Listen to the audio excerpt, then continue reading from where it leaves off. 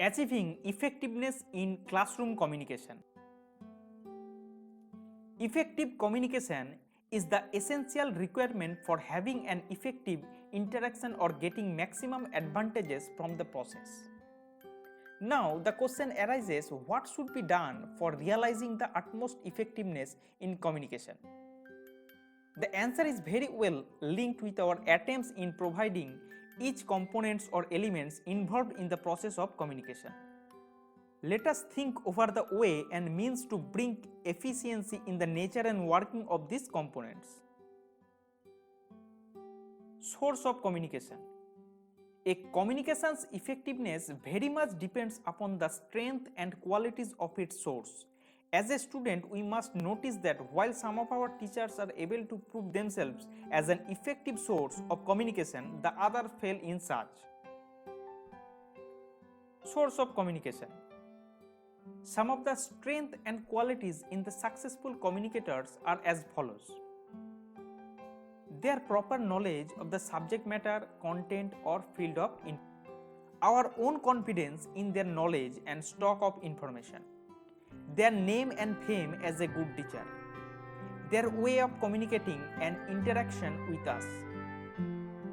Their impact of their overall behavior and personality. In this way, the personality, characteristics and potential in terms of content and presentation of communication count very much for the effectiveness of a person as a communicator. The teachers, lawyers, political and religious leaders, writers, actors, artists or any other who want to communicate their feelings, thoughts and ideas thus always try to imbibe all the essential virtues and qualities of an effective communicator. Communication material. The effective communication process in any classroom situation very much depends on the quality and nature of the communication material. If the content and message has some attraction force and value to the receiver, it will surely catch his attention and make him quite attentive and an active participant in the communication process. If there is nothing new, novel or valuable in the message, that is the piece of instruction imparted by the teacher, it will neither attract nor motivate the student to take genuine interest for becoming active partner in the ongoing classroom communication. Therefore, it is primary duty of all the communicators to think seriously about the quality and nature of the content material and the message given to the receivers. If there lies strength and effectiveness in the communication material, it will automatically penetrate to the eyes and ears of the receiver for meaningful interpretation and understanding and response on their parts. Communication media or channel. The communication media or channel just lie in between the source and the receiver like a bridge or connecting link.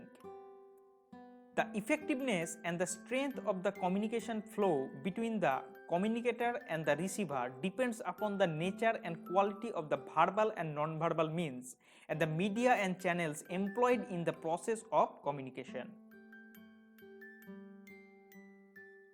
Always we should have to remember the following things. Use the language that is quite known and understandable on the part of the receivers.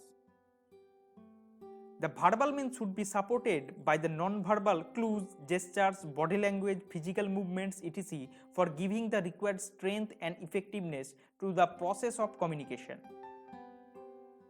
To reduce the ill effects of verbalism, attempts should be make use of audio-visual and material and appliances suiting to the very nature and timing of the communication. It should always be within the reach and comprehension of the receiver so that the chain of proper encoding and decoding can be continuously maintained. Have variety, novelty and creativity in making use of different means and media for the communication. Always prefer the multimedia approach over the single or the limited usual means. Receivers of communication.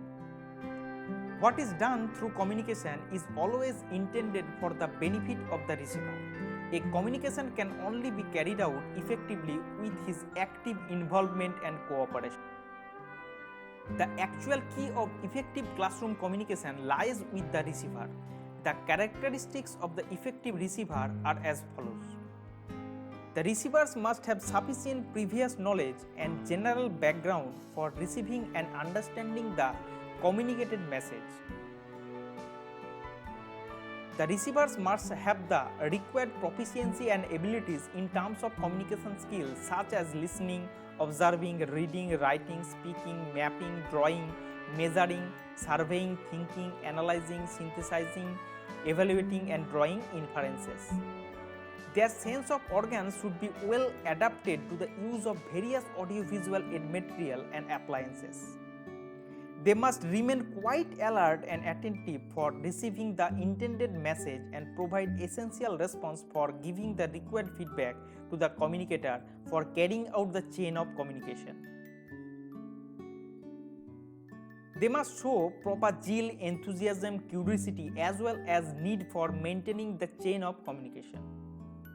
They must not put themselves into a passive recipient of the information or message given by the communicator, but should make themselves inquiries and active partners in the process of communication. Now, what are the possible modes and media of classroom communication? How can you achieve effectiveness in classroom communication? Discuss in details. This is for your self-study.